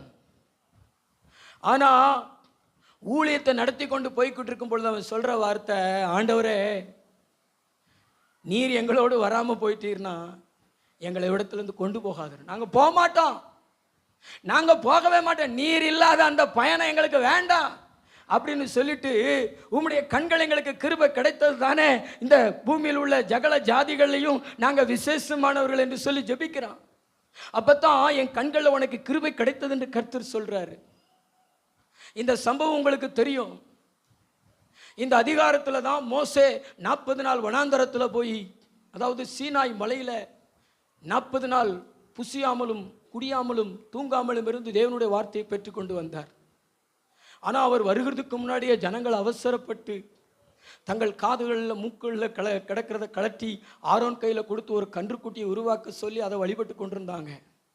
தேவன் அதை அவங்களுக்கு மோசேக்கு வெளிப்படுத்தி மோசே கீழே இறங்கி வராரு. அவங்கள பார்த்தோன்னே அந்த கற்பலையை கோபத்தில் உடைச்சிட்டு அங்கே ஒரு சுத்திகரிப்பு உண்டாக்குறாரு. அதுக்கு பிறகு தேவன் சொல்கிறாரு, இந்த ஜனம் வணங்கா கழுத்துள்ள ஜனம், இந்த ஜனத்தோடு நான் வரமாட்டேன், ஒரு தூதனை அனுப்புகிறேன், உங்களுக்கு தேவை பாலும் தேனும் ஓடுகிற கானான் தேசம் தானே, போங்க அப்படின்னு சொல்கிறாரு. ஆனால் மோசே அதுக்கு சம்மதிக்கலை. நீங்களாக இருந்தால் என்ன செய்வீங்க? சரிங்க ஆண்டவரே, நீங்கள் இருங்க, நாங்கள் என்ன செய்கிறோம், போகிறோம்னு போயிருப்பீங்க. ஆனால் கிருபை இருந்திருக்காது. ஆனால் மோசே என்ன சொல்கிறார் தெரியுமா? ஆண்டவரே, நீர் எங்களோடு வரலனா நாங்கள் போக மாட்டோம், அந்த பயணமே எங்களுக்கு வேண்டாம்னு சொல்லிட்டு கிருபையின் மேலே நம்பிக்கை வச்சவன், தேவன் மேலே நம்பிக்கை வச்சவன், தேவனுடைய நடத்துதல் மேலே நம்பிக்கை வச்சவன், தன் மேலேயும் தன்னுடையவைகள் மேலே நம்பிக்கை வைக்கல. ஆவியானவர் உங்களை பார்த்து சொல்றாரு, நீங்க கர்த்தரை நம்புறவங்களா இருந்தீங்கன்னா உங்களுக்கு கிருபை சூழ்ந்து கொள்ளும். கர்த்தரை நம்புறவங்களா இருந்தீங்கன்னா கிருபை சூழ்ந்து கொள்ளும். உங்க அழகின் மேலே நம்பிக்கை வைக்காதீங்க, உங்க அறிவின் மேலே நம்பிக்கை வைக்காதீங்க, உங்ககிட்ட இருக்கிற அரசாங்க வேலையின் மேல நம்பிக்கை வைக்காதீங்க, இந்த உலகத்தில் இருக்கிற உங்கள் மனிதர்கள் மேல நம்பிக்கை வைக்காதீங்க, வேற எதன் மேல நம்பிக்கை வைக்காதீங்க. எல்லாம் தேவன், எல்லாம் தேவன். தேவன் இல்லாம எதையும் செய்யாதீங்க. தேவன் இல்லாம, தேவனுடைய நடத்துதல் இல்லாம, தேவனுடைய செயல்கள் இல்லாம எந்த காரியத்தையும் செய்யாதீங்க. என்கிட்ட எல்லாம் அப்படி ஒரு பழக்கம் இருக்குது, தேவன் இல்லாம நான் எதையும் செய்ய மாட்டேன். நம்ம சபையில் ஒரு 4 நாள் விபிஎஸ் கூட்டம் நடத்தணும்னா கூட அதிகாலை ஜெபம் நடத்துவேன் நான். எதுக்கு தெரியுமா? ஆண்டவர் நம்ம கூட வரணும். சோத்திர ஆராதனை செய்வதற்கு கூட 21 நாள் அதிகாலையில் ஆண்டவர் சமூகத்தில் ஜெபித்து ஒவ்வொரு நாளும் வாக்குத்தத்தங்களை பெற்று அந்த சோத்திர ஆராதனைக்குள்ளே நம்ம கடந்து செல்வோம். ஏன் தெரியுமா? தேவன் இல்லாதது அது வேண்டாம். அதுக்கு பேர் தான் விக்கிரகம். தேவன் இல்லாத சடங்கு, தேவன் இல்லாத கல்யாணம் நமக்கு தேவையா? தேவனற்றது நமக்கு தேவையா? புருஷன் மட்டும் வேணும், கடைசியில் அது தோல்வியில் முடிஞ்சிடும். தேவனுடைய சமூகம் எங்களுக்கு முன்னாடி செல்லலைன்னா அந்த மாப்பிள்ளை எங்களுக்கு வேண்டாம், அந்த பொண்ணு எங்களுக்கு வேண்டாம், அது எதுவுமே வேண்டாம், தேவன் எங்களுக்கு தருவார்னு சொல்லி தேவனுக்கு காத்திருக்கிறது தாங்க கிருபையை கொண்டு வரும். பக்கத்துல பார்த்து சொல்லுங்களேன், சும்மா வராது கிருபை. தேவனையும் நம்பிக்கிட்டு இருக்கிறதுனால கிருபை வராது, தேவனை மட்டும் நம்பிக்கிட்டு இருக்கிறதுக்கு தான் கிருபை வரும். மோசே மாதிரி எத்தனை பேர் கிருபைக்காக தேவனை நம்புவீங்க? 100%. அதில் குறிப்பாக பார்த்தீங்கன்னா இந்த வாலிபர்களுக்கெல்லாம் ரொம்ப நம்பிக்கையே வராது. நம்பிக்கை இருந்தால் நீங்கள் கர்த்தருக்கு திரளாக கொடுப்பீங்க. நீங்கள் கர்த்தர் மேலே நம்பிக்கை இல்லாததனுடைய ஒரு அடையாளம் எது தெரியுமா? கர்த்தருக்கு காக்காசோடு கொடுக்க மாட்டீங்க. ஆனால் கர்த்தர் மேலே முழுசாக நம்பிக்கை வச்சுருக்கிறவன் நேரத்தை கொடுப்பான், பணத்தை கொடுப்பான், தனக்கு இருக்கிற எல்லாத்தையும் கொடுத்துருவான். ஏன்னா கிருபை இல்லைன்னா வாழ்க்கையில் ஒன்றுமே கிடையாது. ஒரு போதகர் ஒரு சாட்சி சொன்னார். ஜெர்மனி தேசத்தில் ஒரு கிறிஸ்துவ குடும்பம் அங்கே ஊழியத்துக்கு போயிருக்கும் பொழுது அவங்க வீட்டில் தங்கி இருந்தார். அந்த குடும்பத்தார் காலையிலையும் இரவுலையும் குடும்பமாக கைப்பிடிச்சு ஸ்தோத்திரம் சொல்லி ஜெபம் பண்ணுவாங்களாம், குடும்ப ஜெபம் பண்ணுவாங்களாம். இன்னைக்கு எத்தனை குடும்பங்கள் அப்படிப்பட்ட ஜெபம் இருக்குது? ஆனால் அவங்க காலையில் ஒரு 7 மணிக்கு வேலைக்கு போகிறதுக்கு முன்னாடி, கல்லூரிக்கு போகிறதுக்கு முன்னாடி கைப்பிடிச்சி ஜெபம் பண்ணுவாங்க. அது மாதிரி வந்த பின்பு அப்படி ஜெபம் பண்ணிட்டு தான் தூங்க போவாங்களாம். இந்த போதகருக்கு ஆச்சரியம், எங்கள் தேசத்துலலாம் இப்படி மக்கள் ஜெபிக்கிறத நாங்கள் பார்க்க முடியலை, இங்கே தான் நாங்கள் பார்க்குறோம் அப்படின்னு அவங்ககிட்ட விசாரிக்கும் பொழுது அவங்க சொன்னாங்களாம், அவங்க முந்தி ரஷ்யாவில் இருந்தாங்களாம். ரஷ்யாவில் அப்போ கம்யூனிஸ்டினுடைய ஆதிக்கம், கிறிஸ்தவர்கள்லாம் கொலை செய்தார்களாம். இவங்க கிறிஸ்தவர்கள் தான், வேலைக்கு போகணும், படிக்க போகணும். அதனால் இவங்க வீட்டை விட்டு வெளியே போயிட்டாங்கன்னா வீட்டுக்குள்ளே வர்றதே கிருபை தானா. ஏன்னா கிறிஸ்தவர்கள் அங்கங்கே படுகொலை செய்யப்பட்டதுனால அப்படி சூழ்நிலை நிலவினது. ஆனால் இவங்க வேலைக்கு போகும் பொழுதோ பிள்ளைகள் படிக்க போகும் பொழுதோ கைப்பிடிச்சு ஸ்தோத்திரம் சொல்லிட்டு போவாங்களாம். வேலைக்கு போயிட்டு கல்லூரிக்கெல்லாம் போயிட்டு வருந்த பின்பும் கைப்பிடிச்ச ஆண்டவருக்கு நன்றி சொல்லுவாங்களாம். அவங்க சொன்ன வார்த்தை, நாங்கள் அப்படியெல்லாம் செஞ்சதுனால தான் நாங்கள் இன்றைக்கு குடும்பமாக இருக்கிறோம்னு சொன்னாங்க. இன்றைக்கும் அவங்க குடும்பமாக இருக்கிறதுக்கு காரணம் அந்த ஆண்டவருடைய கிருபைக்காக, அந்த ஆண்டவர் மேலே நம்பிக்கைங்க. ஏன்னா பைபிள் சொல்லுகிறது, நாம் நிர்மூலமாகாமல் இருப்பது கர்த்தருடைய கிருபை. இன்னைக்கு உங்கள் குடும்பம் உங்கள் குடும்பமாக இருக்குன்னா அது கிருபை. உங்கள் பிள்ளைகள் உங்கள் பிள்ளைகளாக இருக்கிறாங்கன்னா அது கிருபை. அதனால தான் பரிசுத்த ஆவியானவர் சொல்கிறாரு, கிருபைக்கு ஏங்கு, கிருபைக்கு ஜெபி, கிருபை வாழ்க்கையில் பெருக பண்ணு. விக்கிரகங்களை நம்பாத, மனுஷர்களை நம்பாத, மந்திரம் குறி சோசியங்களை நம்பாத. 100% தேவனை நம்பு. நல்ல நேரத்தில் கல்யாணம் வைக்காத. பால் காய்ச்சிற வீட்டில் எந்த சடங்காச்சாரியமும் பண்ணாத. உன் பிள்ளை வயசுக்கு வந்தாலும் உன் பிள்ளைக்கு எந்த சடங்காச்சாரியமும் பண்ணாத. ஜெபம் பண்ணு. தேவன் என் பிள்ளையை ஆசீர்வதிக்கணும்னு ஜெபம் பண்ணு. கர்த்தர் ஜெயக்கொடியை ஏற்றுவார். ஆமீன். வர்றது பாருங்களேன். நல்ல கை ஒருத்த அல்லையா சொல்லுங்களேன். இருக்குத எல்லா சடங்காச்சாரியமும் பண்ணிட்டு கடைசியில் ஜெபமும். கிருபை எங்கே நிரம்பும்? கிருபை எங்கே நிரம்பும்? பக்கத்தில் பார்த்துக்கோங்களேன். கிருபை நிரம்பாது, 4 எருமை தான் வந்து நிரம்பும். ஆமாம், நீங்கள் முன்னாடி கட்டியிருக்கிற வாழை மரத்தை திங்கிதுக்கு வரும். எந்த சாதகமும் எந்த சாஸ்திரமும் பார்க்காம ஜெபத்தை மட்டும் பண்ணி ஆராதனை மட்டும் பண்ணி ஆண்டவர் என் வீட்டுக்குள்ளே என் குடும்பத்துக்குள்ளே இருந்தால் போதும், நீதிமானுடைய கூடாரம் ரட்சிப்பின் கம்பீர சத்தத்தினால தொனிக்கும். ரட்சிப்பின் கம்பீர சத்தம் அங்கே தொனிக்கும். நல்லா தான் கை தட்டுங்களேன். ஆனால் எவ்வளவோ முறை சொன்னாலும் கர்த்தர் மேலே முழு நம்பிக்கை இல்லை. அதனால தான் கிருபை இல்லை. கிருபை இல்லைன்னா ரட்சிப்பு இல்லை. கர்த்தரை நம்புவீங்களா? கர்த்தரை நம்புவீங்களா? கர்த்தரை எத்தனை பேர் நம்புவீங்க? ஆமென். கர்த்தருக்கு மகிமை உண்டாகட்டும். இன்னொரு வசனத்தை வாசிங்க. ஆதியாகமம் 39:21. கர்த்தரோ யோசேப்போடே இருந்து, கர்த்தர் யோசேப்போடு கூட இருந்து அவன் மேல் கிருபை வைத்து, அவன் மேல் கிருபை வைத்து, சிறைச்சாலை தலைவனுடைய தயவு, சிறைச்சாலைக்காரனுடைய தயவு அவனுக்கு கிடைக்கும்படி செய்தார். அவனுக்கு கிடைக்கும்படி செய்தார். அல்லேலூயா. யோசேப்பினுடைய வாழ்க்கையில இதுக்கு முந்தின அதிகாரங்கள்ல கிருபையை நீங்க பார்க்க முடியாது. ஆனா யோசேப்பு சிறைச்சாலைக்குள்ளே தூக்கி போடப்பட்ட பின்புதான் கர்த்தர் அவன் மேல கிருபை வைத்தார் என்று வாசிக்கிறோம். இந்த யோசேப்பினுடைய வாழ்க்கையில அவன் கிருபையை பெற்றுக்கொள்வதற்கு காரணம் என்ன? பக்கத்துங்களை பார்த்து கேளுங்களேன்.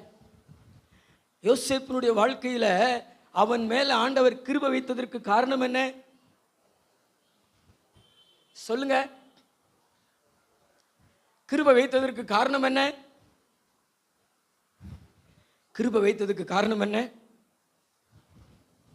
அதுக்கு முந்தின வசனங்கள்ல நீங்க பார்க்கலாம். ஆதியாகமம் 39:9. இந்த வீட்டிலே என்னிலும் பெரியவன் இல்லை, நீ அவனுடைய மனைவியாக இருக்கிறபடியால் உன்னை தவிர வேறொன்றையும் இப்படி இருக்க நான் இத்தனை பெரிய பொல்லாங்குக்கு உட்பட்டு தேவனுக்கு விரோதமாய் பாவம் செய்வது எப்படி? அல்லேலூயா. யோசேப்பின் மேல ஏன் ஆண்டவர் கிருபை வச்சார் தெரியுமா தம்பி? வாய்ப்பு கிடைச்சும் அதை பயன்படுத்தி கொள்ளல. என்ன வாய்ப்பு? பாவம் செய்வதற்கு வாய்ப்பு. பாவம் செய்வதற்கு வாய்ப்பு. போத்திபாருடைய மனைவி யாரும் இல்லாத நேரத்தில் வஸ்திரத்தை பிடித்து வா பாவம் செய்வோம்னு கூப்பிடுறா. யாரும் இல்லைதான், வாய்ப்பு கிடைத்தது. ஆனால் வழுவி கொண்டு போனார். அவளை தள்ளி விட்டுட்டு போனார் யோசேப்பு. அவர் மனசுல ஒரு வார்த்தை சொல்லிட்டு அதை தள்ளி விட்டார். என்ன சொன்னார் தெரியுமா? இத்தனை பெரிய பொல்லாங்குக்கு உடன்பட்டு தேவனுக்கு விரோதமாய் பாவம் செய்வது எப்படி? ஆண்டவருடைய வார்த்தை சொல்லுகிறது, யாரெல்லாம் பரிசுத்தமான வாழ்க்கை வாழ்கிறார்களோ அவங்க மேல ஆண்டவருடைய கிருபை பெருகும். ஆண்டவருக்காக பரிசுத்தமாக யார் வாழ்கிறார்களோ அவங்க மேல தேவனுடைய கிருபை பெருகும். இந்த பாயிண்ட்டுக்கு கழுகுமலையில் நான் சொல்லும் பொழுது அவ்வளவு கைத்தட்டினாங்க பரிசுத்தமுள்ள மக்கள். ஆனா இங்க இருக்கிற மக்கள் அப்படி கைத்தட்ட விருப்பம் இல்லை. ஒருவேளை உங்களுக்குள்ள பாவம் இருக்கிறதா? ஆவியானவர் உன்னை பார்த்து சொல்றாரு, பாவம் செய்வதற்கு நீ வாய்ப்பை தேடி போய் இன்னைக்கு நீ பாவம் செய்து கொண்டிருக்கலாம். ஆனா கர்த்தர் சொல்றாரு, கிருபையை இழந்துருவ, கிருபையை இழந்துருவ, கிருபையை இழந்துருவ.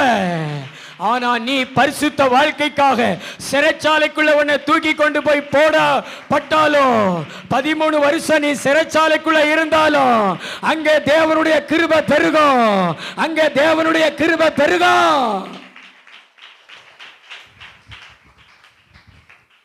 உன் வாழ்க்கையில கிருபை பெருகணும்னா இந்த வாலிப பருவத்துல பரிசுத்தமா வாழு. பக்கத்துல பார்த்து சொல்லுங்களேன், கோட்டரை கொண்டு வந்து உனக்கு முன்னாடி வைப்பாங்க, நண்பா குடிடா அப்படின்னு. நீ என்ன சொல்லணும்? அதை எடுத்து இருந்தாடா புடிடா. நான்லாம் குடிக்க மாட்டேன்டா, நான் ஏசுநாதருடைய பிள்ளடா அப்படின்னு சொல்லிட்டு அந்த அனித்தியமான பாவ சந்தோஷத்தை தூக்கி எறிஞ்சேனா கர்த்தர் உன் மேல கிருபையை வைப்பாரு. நீ எந்த இடத்துல இருந்தாலும் உன் மேல கிருபையை வைப்பாரு. பாவம் வாட்ஸ்அப்பில் தேடி வரும், பாவம் வீட்டு பக்கத்தில் இருக்கும், நீ வேலைக்கு போகிற இடத்துல, நீ படிக்கிற இடத்துல, எல்லா இடங்கள்லையுமே பாவத்துக்கு தேடி போக வேண்டியதில்லை. நம்ம ஒரு பாட்டு பாடுவோம்ல, நான் தேடி போகவில்லை என்னை தேடி வந்தாரையான்னு ஏசப்பாவை பாடுவோம். ஆண்டவர் நம்மளை தேடி வர்றார், ரட்சித்திருக்கிறார். ஆனால் இன்னொன்று, நீங்கள் தேடாமலே உங்களை தேடி கொண்டிருக்கிறது, அதுக்கு பேர் என்ன பேர்? பாவம். வீட்டு வாசற்படியில் படுத்து கிடக்கும்னு பைபிளில் போட்டிருக்கு. ஆனா இந்த பாவம் நம்மளை தேடி வந்தா அதை அனுபவிக்கிறதா? கிருபை இழந்து போவ, நரகத்துக்கு போயிருவ, உயர்வு மேன்மை காலியா போயிரும்.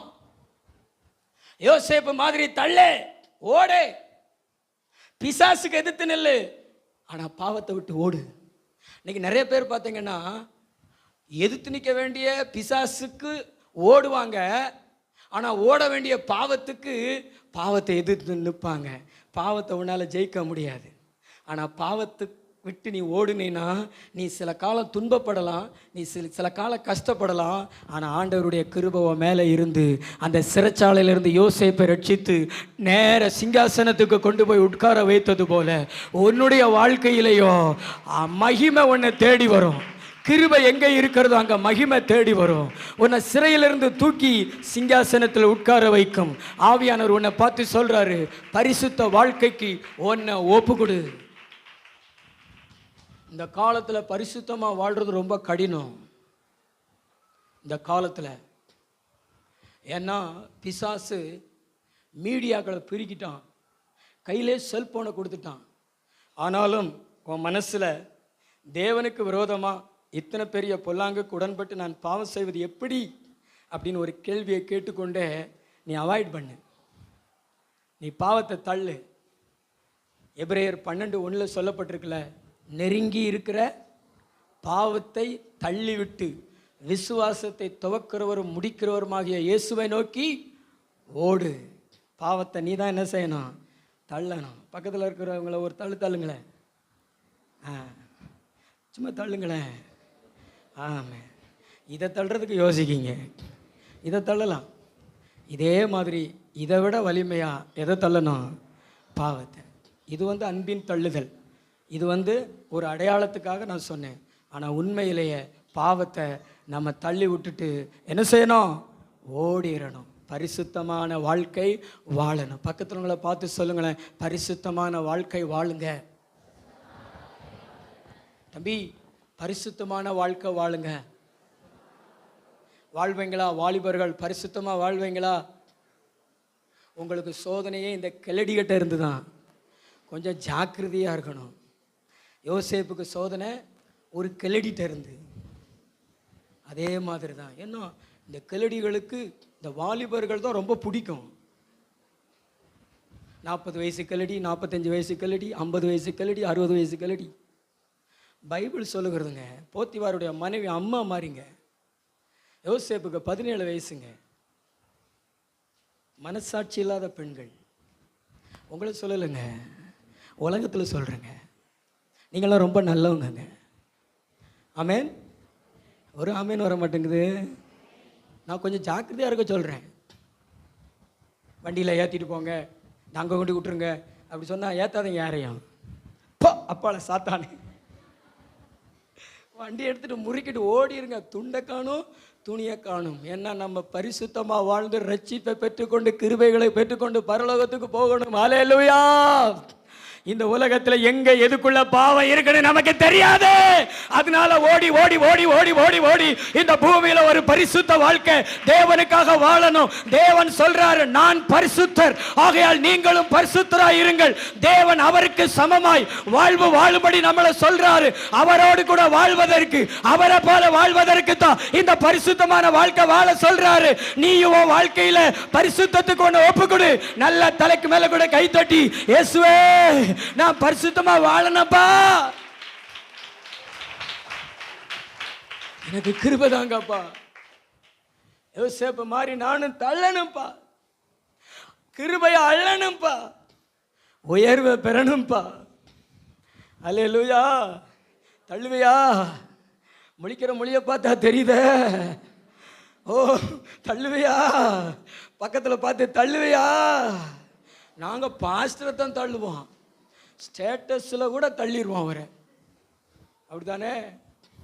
உருப்பட மாட்டேன் நீ. அல்லேலூயா. ஆண்டவரை தள்ளாத, ஆண்டவரோட ஊழியக்காரனை தள்ளாத. ஆனால் போத்திபாருடைய மனைவிகளை தள்ளு, இச்சைகளை தள்ளு, நல்லா இருப்பேன். கைகளை தட்டி கர்த்தருக்கு ஸ்தோத்திரம் செலுத்துவோம். எல்லாரும் முழங்கால் படிவிடுவோம்.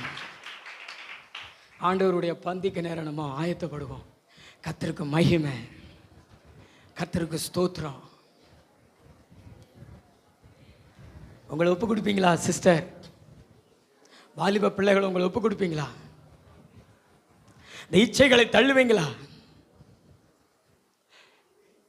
யோசேப்பு மாதிரி எத்தனை பேர் அந்த இச்சைகளை தூக்கி எறிவீங்க? வலது இடத்தை உயர்த்தி காமிங்களேன். இந்த ஒரு கை அப்படி உயர்த்தி நெல்லுங்களேன், அதில் அபிஷேகம் இறங்கு பாருங்களேன். ஒரு கையை இப்படி வச்சுட்டு நெல்லுங்களேன், அதில் அபிஷேகம் இறங்கும். கையை கீழே போடாத, இந்த ஒரு கையில் அபிஷேகம் இறங்கும். நீ பாவத்தை தள்ளக்கூடிய கை அதுதான். அது உன் கையா இருக்காது, அது தேவனுடைய கையா இருக்கும். நீ கையை கீழே போடாத, அந்த கையில் ஆண்டவருடைய வல்லமை இறங்கும். நிறைய பேர் மேல இறங்குது. முழங்கால் போட்டுக்கல பிள்ளைகள், வாலிப பிள்ளைகள் முழங்கால் போட்டு. அந்த கையில ஆண்டவருடைய வல்லமை இறங்கும். ஒரு கை, வலது கை. வாலிப தம்பி, உன் வலது கையை மட்டும் உயர்த்தி அப்படியே அந்நிய பாஷை பேச, அந்நிய பாஷை பேச, அந்நிய பாஷை பேச, நல்லா பேச. உனக்கு தான் கர்த்தர், உனக்கு தான் பேசினாரே, உனக்கு தான் பேசினாரே. நல்ல நல்ல நல்ல கையை உயர்த்தி அந்நிய பாஷை பேசு. கர்த்தர் அந்நிய பாஷை பேச சொல்றார், அந்நிய பாஷை பேச சொல்றார், அந்நிய பாஷை பேச சொல்றார், அந்நிய பாஷை பேச சொல்றார். அந்த கையில் அபிஷேகம் இருக்குது பாரு, அந்த கையில் அபிஷேகம் இருக்குது பாரு, அந்த கையில் அபிஷேகம் இருக்குது பாரு, அந்த கையில் அபிஷேகம் இருக்குது. அந்த கையில், இந்த கையின் மூலமா அநேக பாவங்களை நீ தள்ளுவ, கிருபைகளை அள்ளுவ. ஓ ஷாலா ஷாலா. ஆண்டவர் இறங்குகிறத நான் பார்க்கிறேன், ஆண்டவர் இறங்குகிறத நான் பார்க்கிறேன், ஆண்டவர் சபை மேல இறங்குகிறத நான் பார்க்கிறேன், ஆண்டவர் சபை மேல இறங்குகிறத நான் பார்க்கிறேன், ஆண்டவர் சபை மேல இறங்குகிறத நான் பார்க்கிறேன், ஆண்டவர் சபை மேல இறங்குகிறத நான் பார்க்கிறேன், ஆண்டவர் சபை மேல அக்கினியா இறங்குகிறத நான் பார்க்கிறேன். அசுத்த ஆவிகள் ஓடுகிறது, அந்தகார வல்லமைகள் ஓடுகிறது, இருள் வெளியேறுகிறது. ஓ லாமா ஷாலா மலா. பெற்றுக்கொள்ளுங்க, பெற்றுக்கொள்ளுங்க, பெற்றுக்கொள்ளுங்க, பெற்றுக்கொள்ளுங்க, பெற்றுக்கொள்ளுங்க. அந்நிய பாஷை பேசு தம்பி, அக்கினியை நான் பார்க்கட்டும். நல்ல கைத்தடி பேசு. ஷகா பாகா பாபா, ஓ கா பாகா பாபா. இறங்குங்கப்பா, இறங்குங்க ஆண்டவரே, இறங்குங்க ஆண்டவரே, இறங்குங்க ஆண்டவரே, இறங்கு. இந்த வாலிபர்கள் பரிசுத்தமா வாழட்டும் ஆண்டவரே. யோசேப்புகளை எழுப்புங்கப்பா. எங்க சபையில யோசேப்புகள் எழுப்பட்டும், எங்க சபைகள யோசேப்புகள் எழுப்பட்டும். இறங்கிக்கிட்டே இருக்கிறார் ஆவியானவர், என்னால உணர முடிகிறது. வாலிபர் பக்கம் ஆண்டவர் பார்க்கிறாரு, வாலிபர்கள் பக்கம் ஆண்டவர் பார்க்கிறாரு, வாலிபர்கள் பக்கம் ஆண்டவர் பார்க்கிறாரு, வாலிப பிள்ளைகள் பக்கம் ஆண்டவர் பார்க்கிறாரு. நான் இந்த சபை மேல கிருபை வச்சிருக்கிறேன், நான் இந்த சபை மேல கிருபை வச்சிருக்கிறேன். கைத்தடி